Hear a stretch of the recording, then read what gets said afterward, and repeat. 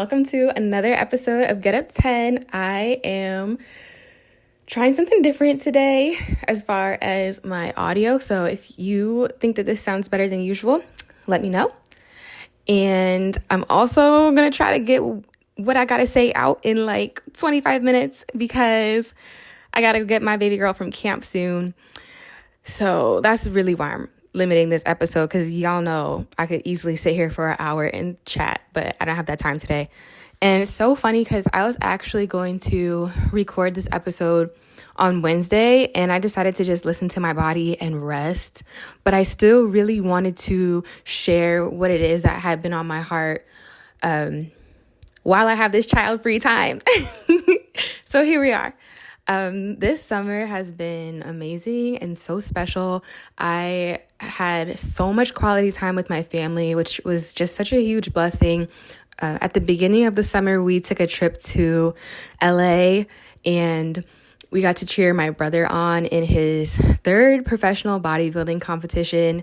So the first time he was completely new to bodybuilding and just learning the ropes and just doing his best. And then the second time, since he had experience under his belt, he had trained a lot harder. He hired a trainer to work with him that trains bodybuilders. And it was just a completely different experience. And he ended up winning the second time. So that qualified him to compete as a professional. And so this summer we got to watch him compete as a professional and he won again, which is so crazy and special, especially because I've been to all three of his competitions, but my parents have never been until this summer. So for them to be there was just a moment. And we had so much fun. This was my, maybe fourth or fifth time out in California. And the first time that I went to California, I was in Northern California, which is absolutely beautiful. Don't get me wrong.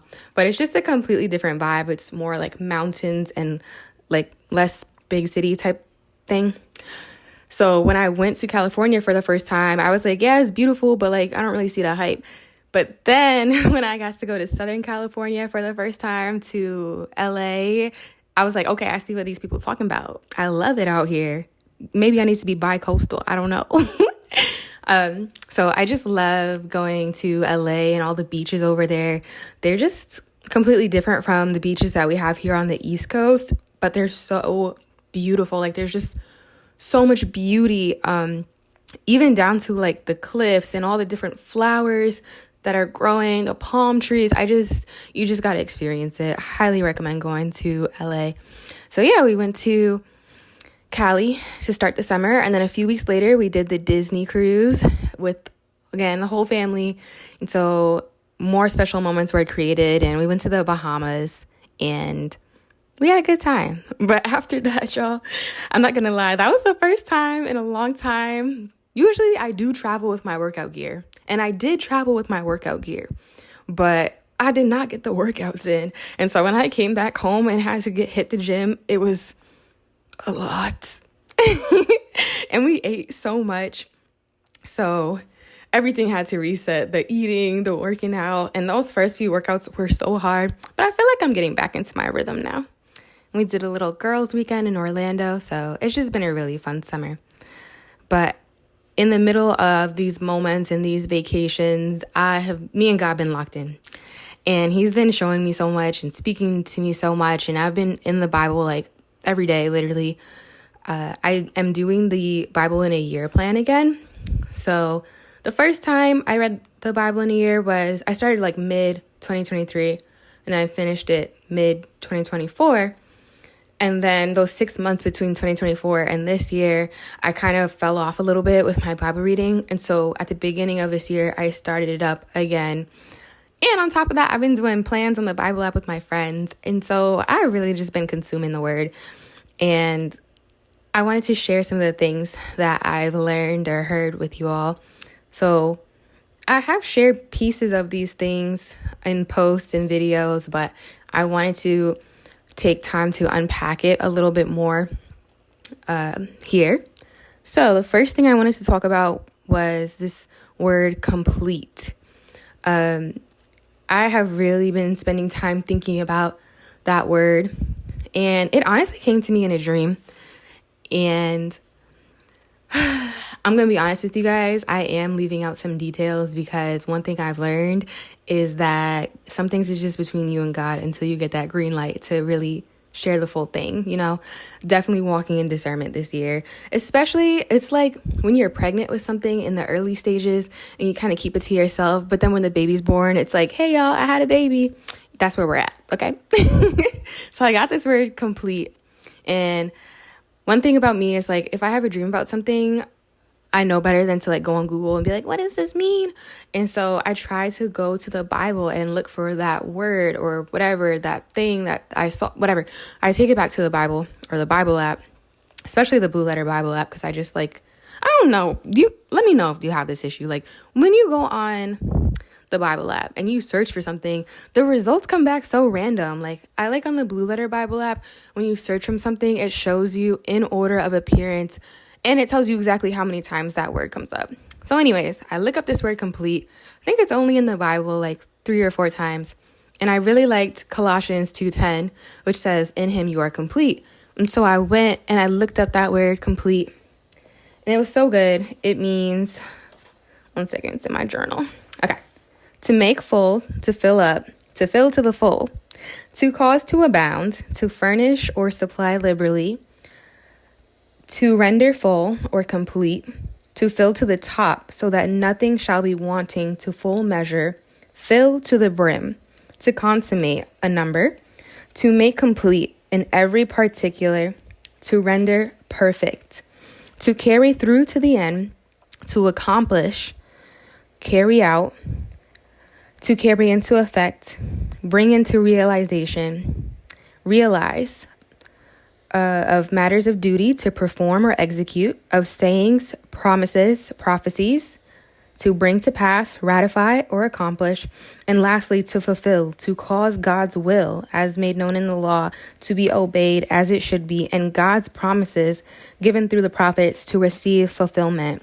And so I don't know about you, but I love a good definition because it just sheds so much light on a word, because we get in the habit of using a word. We're like, yeah, we know what that means, but do we really know what that means? And then when you're talking about words from the Bible and the Hebrew language, there's just so much more depth to these words than we have in the English language.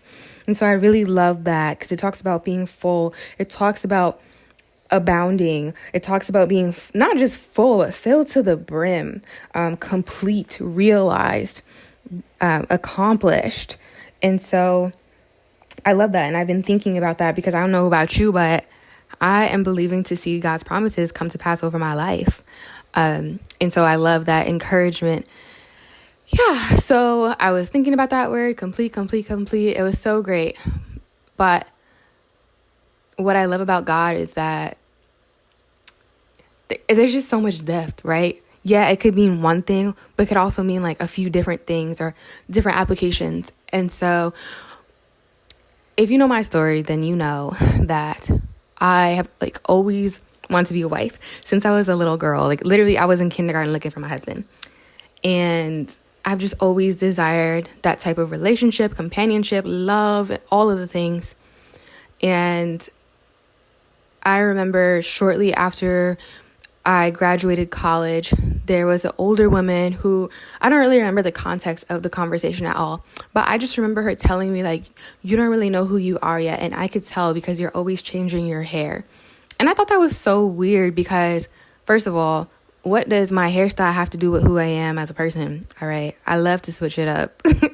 Second of all, I just felt so confused because I hear like older people say that like, oh, you don't know who you are yet. But then I hear other older people, 30, 40, 50, 60, 70, life switches up on them and they're talking about, oh, I never knew who I was. I'm rediscovering myself. But the other thing I've learned is that as humans, we're so complex and multifaceted and there's so many layers that it really seems like getting to know yourself is a constant process and evolution. And there's chapters and layers and twists and turns and ups and downs. And really, I believe the only way to really know who you are is to go back to your creator. But for somebody to say, like, you don't know who you are is just, do we ever really, right? Because we can learn a lot about ourselves, but then life will put us in a situation where we discover a new facet to who we are. So when she told me that, it really just rubbed me the wrong way. And then I remember a couple years ago, I was talking to another woman, and I was sharing something personal with her about this guy that I was interested in. And she was like, "Oh, honey, you're not healed yet. I know, because you're doing stuff that I used to do." And again, I just felt like less than. I was questioning everything. And this was like years after my divorce. And I thought I had come so far and made so much progress. So for this person to come to me and say, "Oh, you're not ready yet," it just made me question myself, doubt myself, feel bad about myself. And I had to realize that, yes, this person has their life experiences, but also this person I just met her. She doesn't know me that well to really speak into my life. And I remember taking it back to my therapist, who I had been working with for quite some time, who had got to intimately see my healing journey. And she was like, "No, girl, like, people are telling you that you're not healed, but you are over your past. You have come a long way." And so that was affirming. But for a second, I was like, oh my gosh, maybe she's right. Maybe I'm not good enough. Maybe I'm still so broken. And I just began to carry that, especially as I would share my hopes for love and remarriage in the last few years amongst different groups of women. It would kind of be met with their experiences and their projection, which made me feel like, oh, maybe there's still something wrong with me. Maybe God is still doing more. And I do believe that there is a lot of healing that takes part as part of your preparation for the next chapter of what God has for you. But there's also a lot of healing and growth that takes place in relationship as well. So anyways, yeah. So then in these last couple of years where I started to do ministry at church, like serve at church, lead groups and stuff, what was I going to say? Oh yeah, it was hard because I feel like when you really start walking this thing out for the Lord, the enemy will come for you. And he did. And he continues to. But the difference is you get a lot stronger, you get a lot wiser, and you get more confident in the Lord. At least, hopefully, The enemy doesn't want that, but that's what's been happening over here. And so as I was wrestling to walk into my identity as a new creation and to live a life of the spirit and not of the flesh, there was battles and struggles that I had to go through and things that I had to get free from. And I think this topic of deliverance is just so fascinating to me because I think just from what we see on social media and on the internet, we can see like a lot of crazy videos and crazy stories and people doing all kinds of things, especially with like horror movies and stuff. But I had to actually ask God, like, what is your design for deliverance? Like, what does that really actually mean? How is it really supposed to look? And that has been a process of learning and unlearning and relearning. And so I felt like I was in bondage to some stuff and wanting deliverance, which, long story short, ultimately comes from God. He may use people or messages or sermons or things, but ultimately he is the source of our deliverance, if it's real deliverance. Because if anything else is setting you free but God, ? Suspect. That's questionable. Anyways, yeah. Like I always say, be careful of what you do in the name of healing, because some things will literally leave you off worse than they found you, especially when God is not at the root of it. And so anyways, I was seeking God out for deliverance, and I ended up I was working with somebody, and it started to feel like, you got to work for your deliverance. You have to do this. You have to do that. If you don't do that, you're not going to see the fullness of it. And I understand what she was saying, because yes, there is a part that we play in walking out our freedom. Like there's certain things that happen immediately, but there's other things that it is a daily decision of dying to ourselves, dying to our flesh, and walking it out and fighting the fight. Yes, but at the same time, we also live from a place of what is already done through Jesus Christ. And that's something I've been trying to really wrap my head and my heart around. I'm not trying to earn it. I'm not trying to work for it. It's actually already done, and the grace is already there, and the Spirit has already been received. And so it is a process of renewing your mind and cleaning your heart to really fully accept that and walk into that. And even when we mess up, there is grace. But this idea of like, oh, if you're not doing the work, then you don't really want it, started to get into my head. And I felt like, no, I do want to be free. I do want deliverance.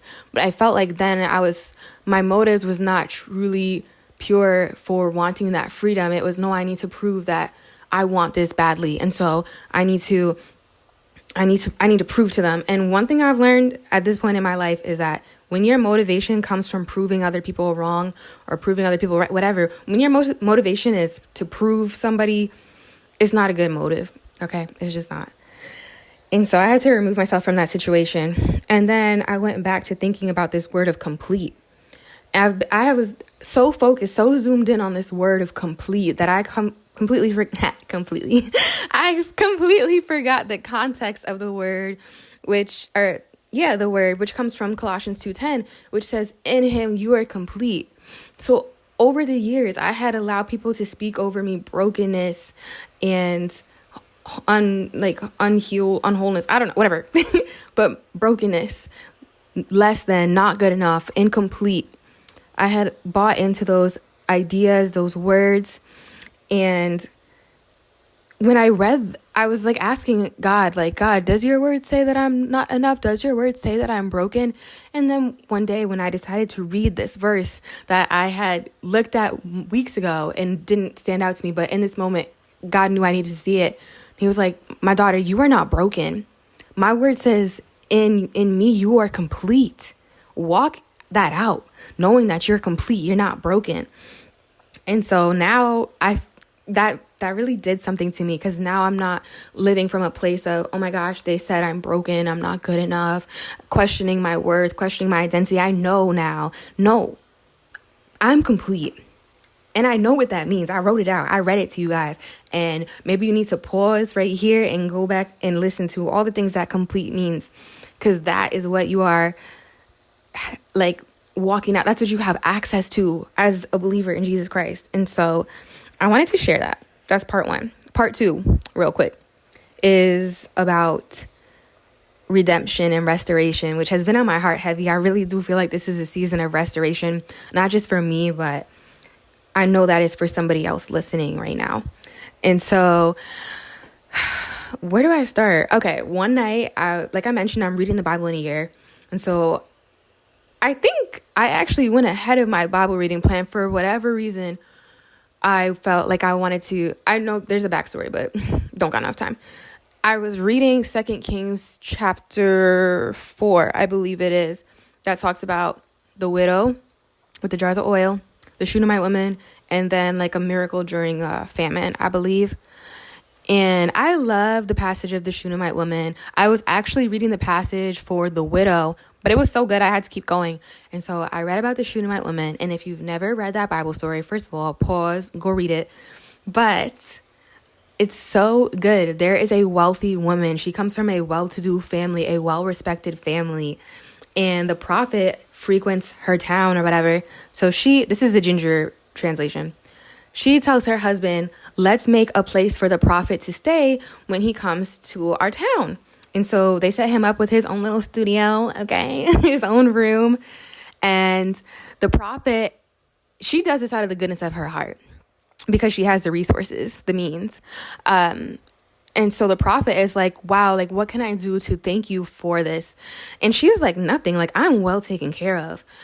And the prophet's assistant, it was like, she doesn't have a child. And so the prophet is like, okay, this time next year, you're going to have a baby. And she was like, sir, don't play with me. Like, I really don't need anything. Like, don't play with me. Don't get my hopes up for nothing. Sure enough, 1 year later, she has a baby, miracle baby. And then at some point in this baby's childhood, he is out in the field with his father and he dies. Crazy. And so the woman mounts her donkey and rides out to the prophet. And when she pulls up, she is clearly distressed, but the prophet doesn't really know what's wrong. He's like, oh, there's my friend, the Shunammite woman, but quickly realizes something is wrong, but he doesn't know what's wrong. And so he asks her, like, how are you? How's your family? You know what this woman says? It is well. All is well. Which the translation of that word has to do with shalom. But that's crazy, because me personally, if my child is dead, I'm not pulling up talking about everything is well. It is well. Baby, I'm going to be panicking. And so that just speaks to me so deeply. So long story short, the prophet goes back to her house and revives her son from the dead. Amazing. What I didn't know, because I literally have read the whole Bible before, but this never stood out to me until now. A few chapters later, this woman is brought up again because the prophet told her, hey, there's going to be a famine in the land for 7 years. Your best bet is to leave for this period of time. And so she and her family, they go to wherever, I don't know if it was Egypt or Philistia. I don't know. They leave the land. And after 7 years is up, they decide to come back to their home. Meanwhile, and this is just divine timing. I love how God's timing works. The assistant to the prophet is talking to the king. And the king is like, again, Ginger translation, give me the tea. Like, I want to hear all the stories about the prophet. And so he's telling the king about, yeah, there was a woman with a boy and we brought him back from the dead. And at the same time, he's telling the story, the woman and her family, the boy, they literally are pulling up. And the assistant is like, that's them right there. Like, that's exactly who I was just telling you about. And the king was like, oh my gosh, wow. And the woman asked for her property to be restored to her. And this is how God works, right? Because we be asking for the bare minimum and God is like, no, I have so much more for you. So the woman asks, can I have my property back? Because by leaving the land, she forfeited her right to her property. And so she asked for her property back, and the king had just heard about her testimony, her story. And he not only says, restore unto her all that is, I don't know, all that was lost, all that is her. I forgot the exact words, but restore unto her. That thing hit me. Restore unto her all that is hers. And pay her for all of her crops that the fields produced over the time that she was gone. Pay her for that. So that really blessed me because, first of all, she was already wealthy. She already had miracle baby and a great story. I love her main character energy. But the fact that God's favor did a work of restoration in her life, like, yes. And there's so many amazing stories that speak to restoration in the Bible. And I wanted to real quick leave you guys with the difference between restoration and redemption, because I kind of use them a lot together, but they are slightly different. And so restoration in the Hebrew has to do with being returned, turned back, to come back or go back, to return unto, to restore, refresh, repair, to put back, to draw back, to give back, to relinquish, to give in payment, to bring back, to report to, or to answer. And then redeem in the Hebrew has to do with the act of buying something back, right? Kind of like if you had Dave & Buster's or Chuck E. Cheese, you know, wherever you're at in life, you redeem your tickets for a prize. And so as believers, we are redeemed by Jesus Christ, right? Because we were slaves to sin, but he redeemed us from sin and death. And now we have an inheritance and abundant life. But the difference between the two, so redeeming has to do with buying back or freeing from something undesirable, like debt or captivity. And restoring has to do with returning something to its original condition or former position. And so I love that because, you know, the Bible says so much about restoration. We love the passage that talks about I can't even think about right now, but what the locusts have destroyed, the kangaroo, I don't know, the stuff that the bugs messed up and ruined, God is able to restore. And even I think I just read this verse the other day that talks about him being our restorer and a nourisher. And when we think about the word redeemer, redemption, God is our redeemer. We see that echoed in the story of Ruth and Boaz. Is it Ruth? Ruth and Boaz? Yeah, Ruth and Boaz, where he is the kinsman redeemer, which is a foreshadow of what Jesus would be for us and to us. And so they are slightly different, but both very powerful.